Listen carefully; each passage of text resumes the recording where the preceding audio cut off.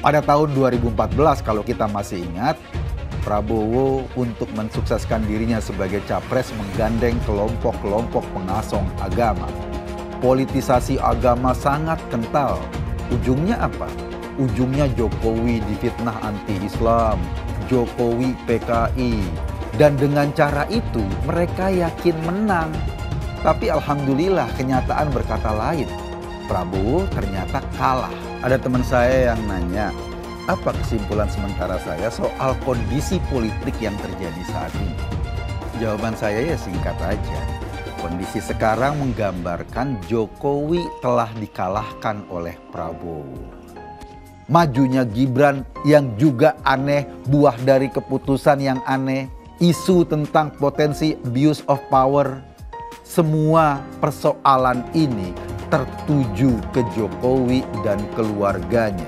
Jokowi lah yang menjadi sasaran. Jika dulu ada orang beranggapan Jokowi ini mahir memainkan bidak catur politiknya, kondisi hari ini justru sebaliknya. Ternyata Prabowo lah yang kini memainkan bidak caturnya, sedangkan Jokowi ditempatkan hanya sebagai pion yang bergerak ke sana kemari demi kemenangan Prabowo, demi Prabowo duduk sebagai presiden berikutnya. Nah, kenapa ketidakadilan itu menyebabkan kehancuran? Ada 4 urutan. 4 urutan terjadinya kehancuran sebuah negara. Yang ini harus kita jaga. Satu, manakala di negara itu terjadi disorientasi, menyimpang dari tujuannya, menyimpang dari ideologinya. Distrat itu ketidakpercayaan. Wah, pemerintah apa tuh? Hakim apa tuh? Jaksa apa itu? Nggak percaya saya. Saudara, kalau sudah disorientasi lalu terjadi distrat, akan muncul yang ketiga, namanya disobedience. Nah saudara, kalau disobedience ini dibiarkan terus, tidak saudara perbaiki, akan terjadi disintegrasi sehingga bisa saja 2030 Indonesia itu sudah tidak ada. Oleh sebab itu ini tugas saudara. Perjuangkan tegaknya hukum dan keadilan di bawah panji-panji demokrasi yang bermartabat. Karena saudara mengelola Indonesia yang besar tadi. Pak Ganjar dan Pak Mahfud ini kan didasarkan pada suatu niatan yang baik buat bangsa dan negara. Nggak ada niatan yang lain kecuali membangun Indonesia kita. Mas Hasto, harapan terkait dengan sidang MK Mas, tanggal 7 besok seperti apa harapannya? Ya, Mahkamah Konstitusi itu adalah benteng demokrasi, sehingga tidak boleh dikebiri, tidak boleh ada manipulasi, tidak boleh hanya karena hubungan kekeluargaan kemudian hukum dikorbankan. Maka kami percayakan sepenuhnya pada Mahkamah Etik untuk mengambil keputusan terbaik demi keadilan. Kita percayakan pada kenegarawanan Prof. Jimli dan seluruh anggota dari Mahkamah Etik. Ini banyak yang mancing-mancing kita, banyak yang memfitnah, tapi kita tetap santai saja.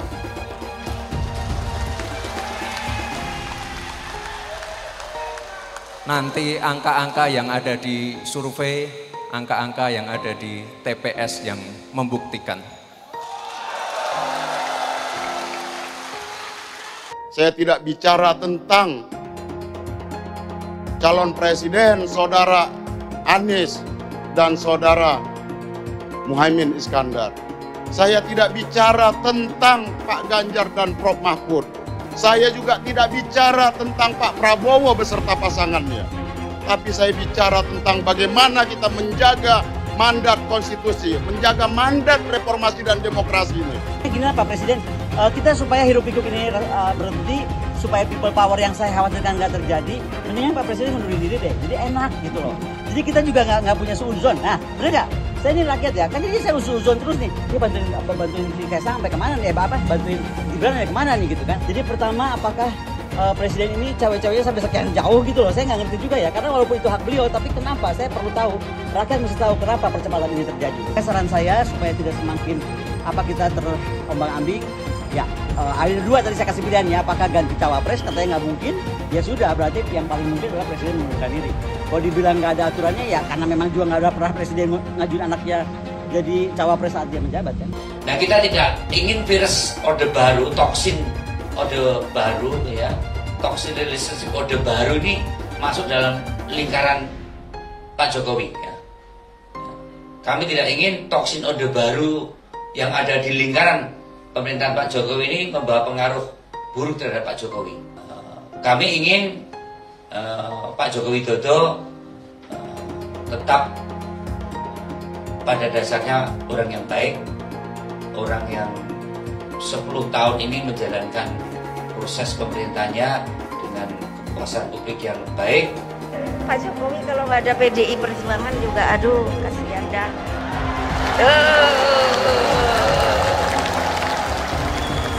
Kelihatannya setelah ini jatahnya Pak Prabowo.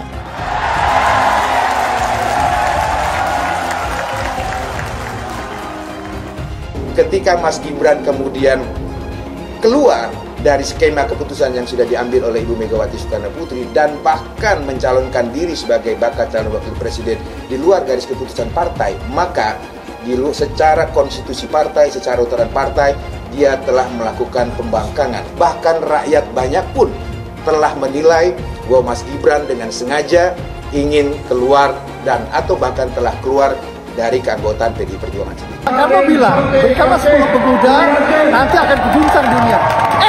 Ini baru dikasih 1 pemuda, kau sudah terguncang mentalnya. Tenang saja Pak Prabowo. Tenang saja Pak. Saya sudah ada di sini.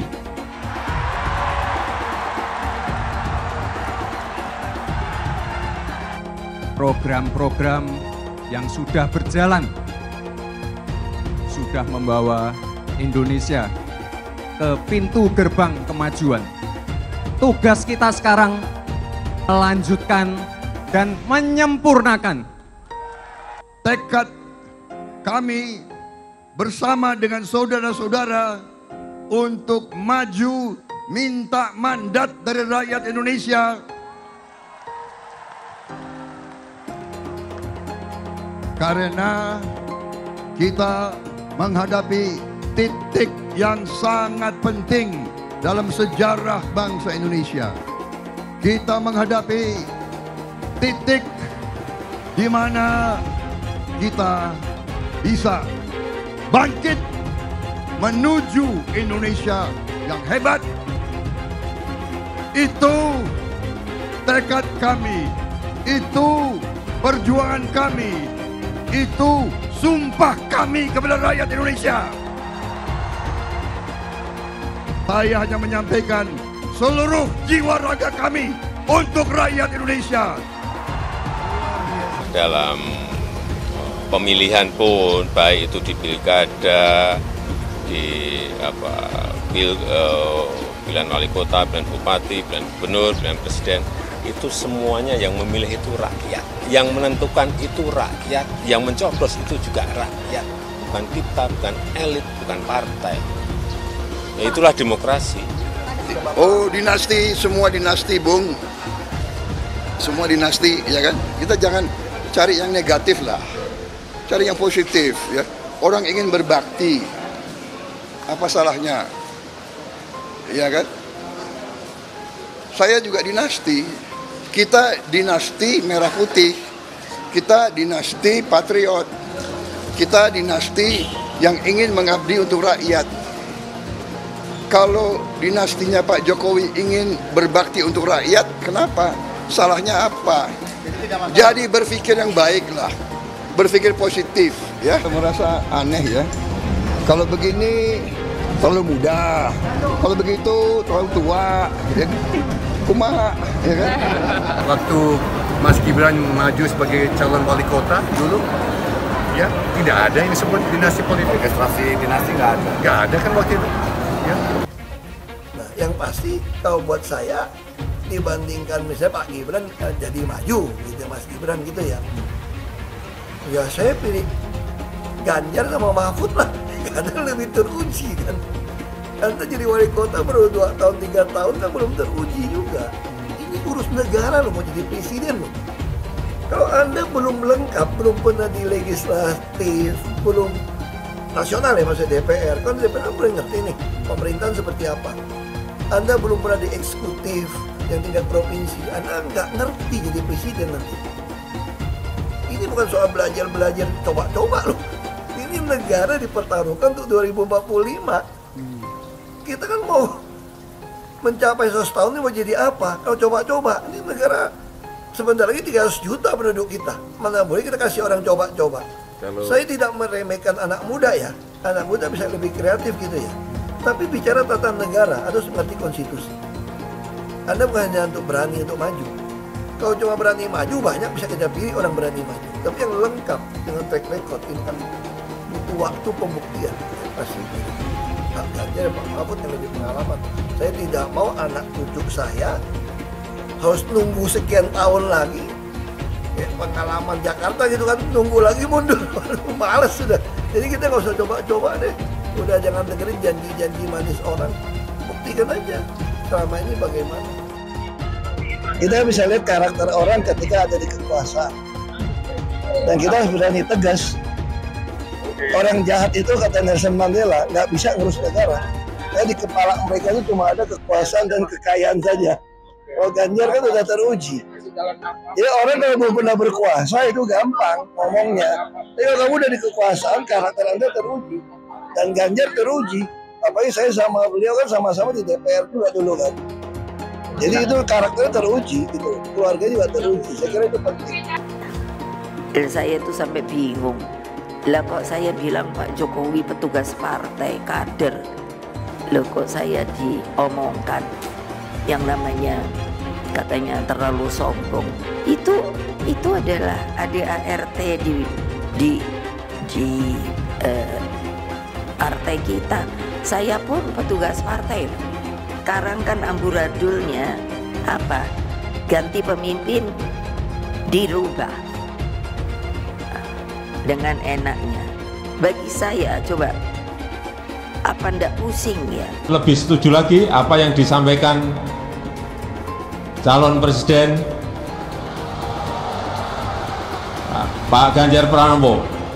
Tadi saya bisik-bisik ke beliau, Pak, nanti habis dilantik, besoknya langsung masuk ke kedaulatan pangan. Nggak usah lama-lama. Perencanaannya disiapkan sekarang, begitu dilantik besok langsung masuk ke kerja kedaulatan pangan. Sehingga swasembada pangan, ketahanan pangan, kedaulatan pangan itu betul-betul kita miliki. Dan saya yakin Pak Ganjar mampu menyelesaikan ini. Ya kita jujur aja ngomong, kalau Anda mau jadi presiden, wakil presiden. Nah, kalau tanya sama saya, kamu mau jadi politisi, mau jadi apa sih? Ya kalau nggak beres negara ini, ya saya mau jadi presiden. Kan cuma jadi presiden bisa cepat membereskan itu. Coba lihat, kayak di DKI, kok nggak ada Ahok, nggak ada demo. Kalau Ahok nggak nyalon kan nggak ada masalah kemarin. Coba kalau ada Ahok, jadi Ahok itu adalah orang yang tidak boleh di politik. Karena dia membuat bangsa ini tidak bisa bersatu. Itu terbalik-balik. Yang pengen pecahin orang siapa? Kok saya yang dituduh? Ini bagi saya itu aneh gitu loh. Tapi itu fakta. Nah makanya saya tetap ada di PDI Perjuangan. Karena satu-satu partai yang tetap mencalonkan saya di DKI dengan ancaman macam-macam hanya PDI Perjuangan. Katanya, kata Ibu Mega, mau jadi apa bangsa ini? Kalau kamu Pak Ahok yang bisa kerja, yang jujur, tidak boleh mencalonkan diri. Masa orang yang nggak jujur, yang itu mau yang bisa dicalon, katanya mau jadi apa, bisa kerja apa? Makanya saya pribadi ya putuskan ya ikut Ibu Megawati, PDI Perjuangan. Saya lihat cuma dia bisa berani terang-terangan. Kalau di DKI dulu saya sudah mundur, dianggap bikin kacau, bisa bikin demo. Ini sesuatu yang aneh menurut saya gitu loh. Nah, Ibu Mega nggak boleh mundur, harus maju. Mau jadi apa bangsa ini katanya? Kalau kamu ditekan untuk mundur, nah itu yang saya sampaikan. Bilang dihalang-halangi, Anies masih sering bikin acara di sana-sini. Bebas pula. Duh, nggak capek apa ngibulin rakyat mulu, Pak? Nah, yang gue pertanyakan nih, Anies itu kampanye di mana-mana sering naik pesawat jet. Nah, pesawat jet biaya sewanya dari mana, Pak? Atau itu pesawat jetnya siapa, Pak? Coba jujur deh. Karena setahu gue nih, itu punya bos Anda, Surya Paloh. Anies bicara soal pendidikan. Padahal waktu dia di Jakarta, dia sendiri nggak mampu buat memberikan bangku sekolah yang cukup waktu mimpin di Jakarta. Artinya, dia nggak mampu memberikan bukti kalau omongan dia itu bisa dilaksanakan. Anies bilang, setiap jabatan harus diisi sama orang-orang yang kompeten. Lah, faktanya di Jakarta, beberapa jabatan diisi sama orang-orang dekatnya dia. Nggak kompeten pula. Terus TGUPP, itu yang jumlahnya seabrek-abrek, fungsinya buat apa, Pak? Kok Jakarta makin berantakan sih? Sekali lagi, Anies nggak bisa membuktikan omongannya. Anies bilang dia akan membuka lapangan kerja. Yang dulu janjinya 200.000 lapangan kerja, ternyata cuma omong kosong, alias cuma janji palsu. Soal pembangunan yang berkelanjutan. Dia bilang di Jakarta dia udah meneruskan yang udah baik. Lu jangan percaya ya, itu ngibul. Faktanya nggak seperti itu loh. Belum lagi nih, program penanggulangan banjir. Jadi di daerah Jakarta itu ada daerah yang sebelumnya udah bebas banjir. Pas Anies mimpin, kok bisa-bisanya daerah itu banjir lagi? Gimana nggak banjir kalau kalinya udah nggak pernah dikeruk sama dibersihin, Pak? Kalau soal Jakarta, gue bisa bicara banyak deh. Jadi gue saksi bobroknya kepemimpinan Anies di Jakarta. Dan gue bisa pastiin, omongan manisnya Anies soal apa yang dia lakukan waktu mimpin Jakarta itu banyak ngibulnya. Milih Anies dan Imin setidaknya sudah menyelamatkan Indonesia dari kehancuran. Gus Dur saja dikudetanya, apalagi rakyat. Yang satu memang jago kata-kata, jago beretorika, nggak kelawan kalau soal kata-kata. Di sisi lain, kita sama-sama melihat yang sudah ditulis pakai tangan dia sendiri, pakai hati dia sendiri, lagi dia ingkari, apalagi hanya mengandalkan kata-kata dan janji. Pun demikian dengan janji Cak Ponimin. Gus Muhaimin memberikan program siapapun yang hamil yang ada di muka bumi Indonesia ini akan diberikan tunjangan selama hamil. Karena itu yang masih jomblo secepatnya nikah, hamil, dibiayai kehamilannya oleh Gus Muhaimin. Akan mendapatkan subsidi, akan mendapatkan tunjangan rata-rata 6 juta selama kehamilan. Gus Muhaimin dan PKB menang. Semua yang punya sepeda motor, BBM-nya kita subsidi gratis tanpa biaya. Siapa yang di sini punya sepeda motor? Tahun 2024 PKB menang, Gus Muhaimin presiden, disubsidi serendah-rendahnya harga subsidi BBM. Kalau PKB sekarang bukan PKB Gus Dur, ini PKB Caimin. Jadi beda, PKB-nya sudah beda. Jadi nggak bisa lagi menurut saya, memang masih tetap jualan nama Gus Dur, itu ada larangannya jelas sekali. Tapi ya namanya orang masih mencuri-curi, kebiasaan kayaknya mencuri-curi. Mencuri partai, sekarang mencuri gambar. Gus Dur pendiri partai, orang yang dikatakan oleh Caimin sebagai guru politiknya, malah dikudeta, apalagi rakyat. Susah kan mau milih pemimpin seperti itu nanti? Pak Prabowo hari ini adalah calon presiden dari Partai Gerindra. Saya sampaikan berkali-kali bahwa saya tidak ingin menjegal, saya tidak mau menjadi orang yang dibawa untuk berhadapan dengan Pak Prabowo dan menghentikan Pak Prabowo. Saya tidak mau. Dan saya katakan itu kepada siapapun yang datang kepada saya untuk berbicara tentang calon presiden. Yang nanti anak saya dan anak-anak saya akan ingat itu.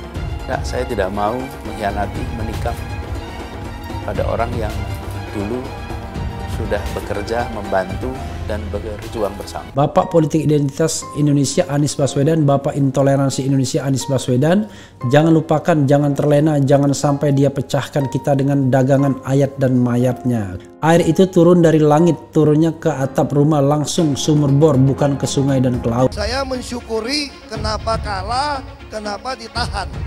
Saya bersyukur atas itu semua. Saya coba bayangkan ya, kalau seandainya waktu itu kita menang,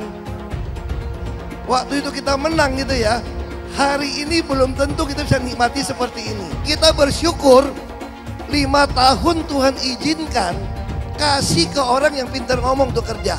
Coba kalau kita bayangkan gitu ya, kalau kemarin saya masih jadi gubernur, ini saya udah turun ini.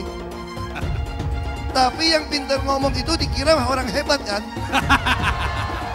Ini lebih berbahaya tahun 2024, langsung ketahuan karakternya. Langsung ketahuan itu. Di saya juga ada kutipan Pak di kamar saya Pak. Tulisannya, Jakarta telah mengambil keputusan yang fatal. Jangan hanya konsentrasi pada pembangunan benda-benda mati yang indah difoto dan bisa ditunjukkan dalam 5 tahun hasilnya. Kalau kita mau menilai sebuah janji, maka lihat janjinya, lalu lihat kenyataannya. Dulu janjinya apa ya? Dan ini aneh, betul-betul aneh. Ini bukan kampanye, tapi saya sampaikan sini. Di satu sisi menyiapkan jalur-jalur air untuk dikirim ke laut, di sisi lain di lautnya dipasang dengan pulau reklamasi, tinggal tunggu waktu jadi rob, air balik. Dan ini melawan sunatullah. Kenapa? Air itu turun dari langit ke bumi, bukan ke laut. Harusnya dimasukkan ke dalam bumi, masukkan tanah. Di seluruh dunia air jatuh itu dimasukkan ke tanah, bukan dialirkan pakai gorong-gorong raksasa ke laut. Jakarta telah mengambil keputusan yang fatal. Bukan banjir, itu memang parkir air. Bukan banjir, itu memang parkir air. Masyarakat berkeliling dengan membawa toa untuk memberitahu semuanya, termasuk sirine. KAI-BON 82 miliar. Apa alat transportasi yang dimiliki oleh hampir setiap orang? Alat transportasi yang dimiliki semua orang adalah kaki. Kalau seandainya orang Jakarta percaya Pak Anies jadi gubernur pun, saya berani jamin kok dia akan lakukan normalisasi yang sama seperti saya lakukan kok. Nggak usah bohong lah. Ketika air sampai di muara, maka siap untuk dipompa ke laut. Pancasila Soekarno, ketuhanan ada di pantai. Anak Tuhan dari mana? Kalau Yesus anak Tuhan, bidangnya siapa? Besok di seluruh wilayah Indonesia kami katakan dalam. Iblis hanya menggoda orang yang beriman. Makanya jarang-jarang orang kafir kerasukan setan. Yang kerasukan setan itu orang baik-baik. Jarang, saya belum pernah nengok Cina kerasukan setan. Pernah tak Ahok itu kerasukan setan?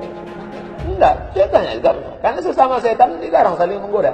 Karena di salib itu ada jin kafir. Karena di salib itu ada jin kafir. Karena di salib itu ada jin kafir. Haleluya. Kepalanya ke kiri apa ke kanan? Kepalanya ke kiri apa ke kanan? Tetap percaya salib itu lambang mulia, bukan jin.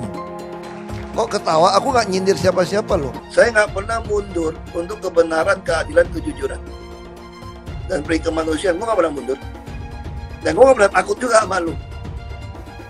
Siapapun yang rasis, gue akan hadapin. Karena rasis itu tidak berperi kemanusiaan. Sama saya ditanya dulu kan, kamu nyesel nggak statement kamu di Pulau Seribu sehingga masih masuk penjara? Tidak pernah nyesel, karena saya mengatakan kebenaran. Anies merupakan antitesis daripada Pak Jokowi. Antitesis artinya bertolak belakang dengan Jokowi. Anies sudah menyatakan tidak akan melanjutkan semua program dari Pak Jokowi. Jadi semua pembangunan yang dilakukan oleh Pak Jokowi akan dihentikan oleh Anies jika Anies menjadi presiden. Lagi pula Anies didukung oleh khilafah, dan pendukung Anies adalah ormas seperti FPI dan HTI. Apa kita mau FPI dan HTI kembali di Indonesia jika Anies memimpin? Anies juga dikenal sebagai bapak politik identitas yang menghalalkan segala cara untuk menggapai kekuasaannya, termasuk menggunakan politik identitas berbasis agama. Lihatlah di kasus Ahok waktu itu. Kita sudah bisa melihat hasil kerja Anies selama 5 tahun di Jakarta. Tidak ada satupun janji yang dipenuhi dan tidak ada kinerja yang bisa dibanggakan. Dari DP 0%, OKOC, kelebihan bayar, Formula E, banjir, sumber resapan, jalan rusak, dan gonta-ganti nama jalan. Lihatlah rekam jejak Anies selama 5 tahun. Bayangkan Indonesia ke depan jika dipimpin oleh Anies. Dan bayangkan jika Anies menang. HTI dan FPI, ormas khilafah yang dibubarkan itu akan dikembalikan oleh Anies. Apakah kita mau Pancasila diganti jadi khilafah? Perkataan Ahok sudah terbukti dan Jakarta sudah menjadi korban. Jangan biarkan Indonesia menjadi korban kibulan Anies Baswedan. umat minoritas, terutama kaum Tionghoa, tidak akan memilih Anies Baswedan. Ada teman saya yang nanya, apa kesimpulan sementara saya soal kondisi politik yang terjadi saat ini? Jawaban saya ya singkat aja. Kondisi sekarang menggambarkan Jokowi telah dikalahkan oleh Prabowo. Waktu itu ada dua tujuan yang ingin dicapai oleh pendukung Jokowi yang bergerak secara ikhlas. Pertama, tujuan kita adalah ingin Jokowi jadi presiden. Otomatis yang kedua, tujuan kita adalah kita nggak ikhlas jika Prabowo yang naik jadi presiden. Alasan pertama kenapa kita ingin Jokowi jadi presiden karena kita melihat sosok ini sebagai orang baik. Orang yang bekerja keras demi kemajuan Indonesia. Sementara keengganan kita kalau Prabowo yang naik jadi presiden, kita tahu Prabowo adalah tokoh politik tua dengan jejak hitam di sana-sini. Banyak di antara kita yang bergerak tanpa komando, mengeluarkan duit sendiri, mengeluarkan tenaga sendiri, bahkan sibuk di grup-grup WA. Dan kita merasa saat itu sedang berjuang untuk Indonesia yang lebih baik, tanpa berharap kompensasi apa-apa. Prabowo sadar, meski segala energi sudah dikerahkan, ia sulit mengalahkan Jokowi dalam Pilpres dan 2 kali itu terbukti. Pada tahun 2014 kalau kita masih ingat, Prabowo untuk mensukseskan dirinya sebagai capres menggandeng kelompok-kelompok pengasong agama. Kekalahan itu barangkali membuat dia berpikir sebaiknya nanti pada Pilpres 2019 dia harus mengubah cara pendekatan. Jangan lagi menggunakan para pengasong agama untuk menarik simpati, untuk meraih suara. Karena terbukti pada 2014 cara itu tidak efektif. Politisasi agama sangat kental. Ujungnya apa? Ujungnya Jokowi difitnah anti-Islam, Jokowi PKI. Dan dengan cara itu mereka yakin menang. Tapi alhamdulillah kenyataan berkata lain. Prabowo ternyata kalah. Makanya jangan kaget ketika 2019 kita masih harus berhadapan dengan orang-orang yang menjadikan agama sebagai tunggangan politik dalam Pilpres. Kita masih mendengar soal ijtima ulama kedua. Kita masih mendengar toa-toa masjid digunakan menjadi sarana kampanye. Kita masih mendengar fatwa-fatwa agama yang isinya muatannya politik atau mimbar-mimbar masjid yang digunakan untuk kampanye Prabowo. Dan hasilnya apa? Alhamdulillah 2019 Prabowo kalah lagi. Maka sampai pada kesimpulan final. Mempolitisasi agama nyatanya bukan strategi efektif untuk menang di Pilpres di Indonesia. Buktinya itu tadi, Prabowo kalah lagi dalam Pilpres 2019. Nah, inilah klopnya. Ketika Pak Jokowi menawarkan Prabowo masuk kabinet, langsung diterima. Dari sinilah strategi itu mulai dimainkan. Di berbagai forum, dia sekarang sudah terlihat lebih Jokowi dibanding Jokowi sendiri. Jilatan yang lembut dan halus itu akhirnya membuat seorang Jokowi terbuai. Prabowo tahu, duduk di singgasana kekuasaan itu emang nikmat. Dia sangat mengerti ambisi setiap orang yang sudah berkuasa, cenderung gak mau turun tahta. Itu juga mungkin terjadi kepada Jokowi. Maka disusunlah sebuah senario bagaimana dalam Pilpres ke depan seolah-olah Jokowi nggak harus turun tahta. Seolah-olah kekuasaan tidak lepas dari tangannya. Fitnah tentang Jokowi PKI, Jokowi anti-Islam, Jokowi pelangak-pelongo, bahkan fitnah kepada orang tuanya Jokowi, itu seolah-olah dikubur begitu saja. Prabowo dan timnya tidak mau itu diingat-ingat lagi sebagai jejak hitam karena akan mengganggu hubungannya dengan presiden. Caranya dengan apa? Caranya dengan menggosok-gosok Gibran untuk menempati posisi cawapres mendampingi Prabowo dalam pemilu 2024. Toh posisinya cuma sebagai pendamping, Tetapi kan bisa duduk di istana juga, bisa dijaga pas pampres juga, bisa menikmati kemegahan kekuasaan juga. Sementara masalah-masalah hukum yang dianggap menjadi batu hambatan untuk majunya Gibran sebagai cawapres itu akan diselesaikan secara kekeluargaan dengan cara yang seksama dan dalam tempo yang sangat mepet waktu pendaftaran capres. Kenapa? Agar debatnya tidak berkepanjangan, langsung debat copras-capres. Tawaran cawapres tentu saja menggiurkan bagi Gibran. Kapan lagi ada kesempatan besar seperti ini? Dan dilala Gibran yang kenyataannya baru 2 tahun duduk sebagai wali kota Solo, nyatanya juga kepingin. Mungkin sedikit kebelet juga. Jadi klop majunya Gibran yang juga aneh, buah dari keputusan yang aneh, isu tentang potensi abuse of power. Semua persoalan ini tertuju ke Jokowi dan keluarganya. Jokowi lah yang menjadi sasaran. Ini yang sedang terjadi hari ini. Akibatnya apa? Akibatnya kekecewaan publik akhirnya tersorot pada Jokowi dan keluarganya. Masalah keputusan MK yang aneh itu dan sampai sekarang tetap menjadi masalah, sampai harus dibuat majelis kehormatan Mahkamah Konstitusi seolah-olah mahkamah itu sudah kehilangan kehormatannya. Jika dulu ada orang beranggapan Jokowi ini mahir memainkan bidak catur politiknya, kondisi hari ini justru sebaliknya. Ternyata Prabowo lah yang kini memainkan bidak caturnya, sedangkan Jokowi ditempatkan hanya sebagai pion yang bergerak ke sana kemari demi kemenangan Prabowo, demi Prabowo duduk sebagai presiden berikutnya. Memang 2 kali dikalahkan oleh Jokowi dalam Pilpres itu nggak enak. Tetapi kondisi hari ini membuktikan justru Prabowo sudah berhasil mengalahkan Jokowi. Jika dia terpilih jadi presiden, mungkin Prabowo bisa berseloroh seperti dulu Gus Dur berseloroh. Saya jadi presiden hanya modal dengkul, itu juga dengkulnya Jokowi.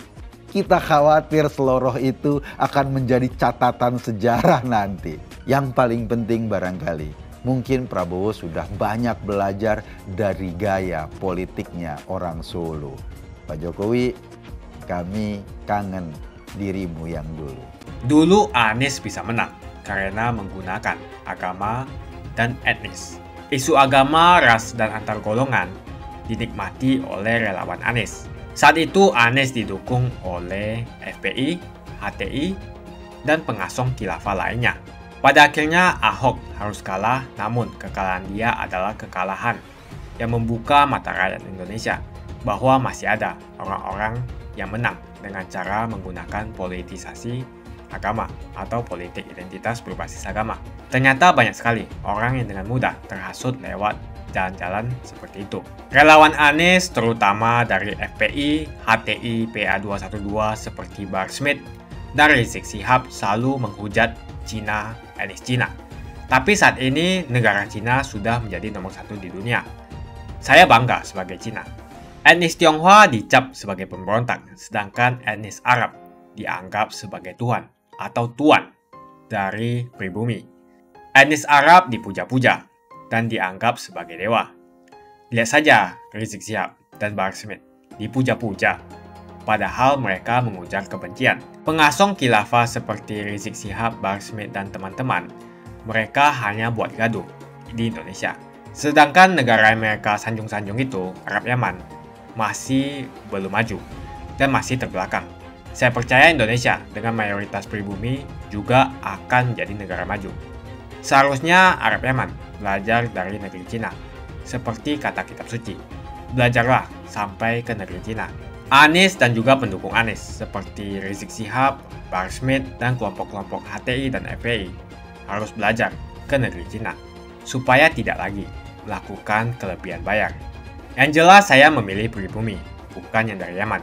Ganjar jelas pribumi, nasionalis, dan pasti akan melanjutkan visi dan misi dari Pak Jokowi Suara Ahok merepresentasi warga minoritas, dan etnis Tionghoa mendukung Ganjar Pranowo. Ahok pasti akan mendukung Ganjar, karena Ahok anti radikalisme. Ahok yang jelas tidak akan mendukung Anies Baswedan, karena Anies Baswedan didukung oleh kelompok khilafah, HTI, dan FPI, ormas terlarang itu. Anies merupakan antitesis daripada Pak Jokowi, dan diragukan kenasionalisannya, apalagi pribumiannya. Antitesis artinya bertolak belakang dengan Jokowi. Anies sudah menyatakan tidak akan melanjutkan semua program dari Pak Jokowi. Jadi semua pembangunan yang dilakukan oleh Pak Jokowi akan dihentikan oleh Anies jika Anies menjadi presiden. Lagi pula Anies didukung oleh khilafah, dan pendukung Anies adalah ormas seperti FPI dan HTI. Apa kita mau FPI dan HTI kembali di Indonesia jika Anies memimpin? Anies juga dikenal sebagai bapak politik identitas yang menghalalkan segala cara untuk menggapai kekuasaannya, termasuk menggunakan politik identitas berbasis agama. Lihatlah di kasus Ahok kali itu. Kita sudah bisa melihat hasil kerja Anies selama 5 tahun di Jakarta. Tidak ada satupun janji yang dipenuhi dan tidak ada kinerja yang bisa dibanggakan. Dari DP 0%, OKOC, kelebihan bayar, Formula E, banjir, sumber resapan, jalan rusak, dan gonta-ganti nama jalan. Lihatlah rekam jejak Anies selama 5 tahun. Bayangkan Indonesia ke depan jika dipimpin oleh Anies. Dan bayangkan jika Anies menang. HTI dan FPI, ormas khilafah yang dibubarkan itu, akan dikembalikan oleh Anies. Apakah kita mau Pancasila diganti menjadi khilafah? Bagian Indonesia Timur yang mayoritas non-muslim seperti Bali tidak akan setuju dengan khilafah atau sistem khilafah. Mungkin Indonesia akan bubar jika Anies menjadi presiden. Perkataan Ahok sudah terbukti dan Jakarta sudah menjadi korban. Jangan biarkan Indonesia menjadi korban kibulan Anies Baswedan. Umat minoritas, terutama kaum Tionghoa, tidak akan memilih Anies Baswedan. Saya yakin karma Ahok mengejar Anies Baswedan. Dulu Anies memainkan politik identitas kepada Ahok. Sekarang Anies dipertanyakan kepribumiannya karena dia teriaman. Itu saja opini saya hari ini. Tuliskan opini kalian tentang Anies Baswedan. Jika kalian setuju dengan pendapat saya di video ini, pastikan kalian menekan like di video ini dan bagikan video ini ke teman dan family Anda supaya mereka semua mengetahui tentang informasi ini.